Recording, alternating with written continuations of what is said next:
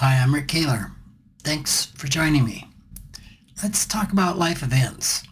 A divorce, a house fire, a cat that won't leave you alone, a serious accident or illness, the death of a family member.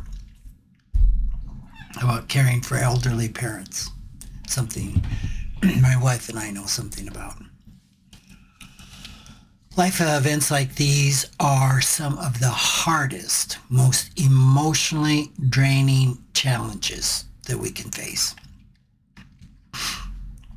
And if you think about it, to make things worse, they also require us to deal with finances and make significant and complex money decisions.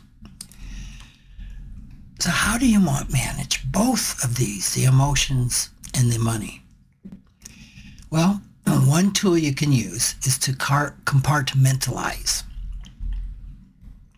A client whose spouse died very suddenly told me once, I've learned that if I have to meet with the attorney or deal with the insurance company, I can set my feelings aside for a while so I can focus. In the moment, this is really a necessary strategy to help us deal with the immediate concerns. So whether you're dealing with a devastating loss, supporting a loved one through serious illness, caring for an elderly parent, the person or situation in front of you requires you to be present. This is not the time to be processing your own emotional stuff. What is also necessary, sooner or later, is to pick up those painful emotions that you set aside. And I did say necessary. Rose Zealand, an end-of-life doula and a certified financial planner in Colorado, describes this process with a relatable analogy. She says, when it's essential that you have to be present, you don't have the space to process your own emotions. You put them in a box, stash it somewhere. Every unprocessed emotion around every hard task you have, you put that into a box. But she says, if you don't go back later to open these boxes, they get stored. They add up. She says early on the boxes fit into a closet or the trunk of a car, but keep going without attending to them, without opening them and dealing with what's in them, and that space fills up. Then you start filling up the garage, the basement, the attic. Eventually, you're renting off-site storage units. Ask me, I know about that. So that's what burnout and compassion fatigue look like. You have not stopped caring. You simply have no room left for all the emotions in those stacks of boxes.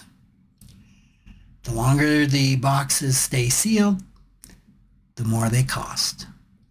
And caregivers who burn out, miss work, neglect their own physical and financial health, make impulsive decisions under stress, and sometimes end up needing care themselves far sooner than they should. So what's the remedy? Well, according to Rose, it depends on how much stuff you've stored. For a closet full of emotional boxes, some journaling or an open conversation with a trusted friend might be enough. But if you filled up the garage, the attic, a couple of storage units, you may need deeper work. And I would say you will need deeper work with the help of a therapist. If it took a lifetime to accumulate, it's going to take time to clear all of this out. It's not done in a weekend. Rose's own approach includes long-term therapy, paying attention to physical health, helping clients practice self-forgiveness and what she calls thought hygiene. This last includes paying attention to and reworking the unconscious beliefs running in the background. Amongst these are the money scripts that affect every financial decision and also shape the emotions that we've set aside in those boxes. Just as with other forms of self-care, this is not a one and done.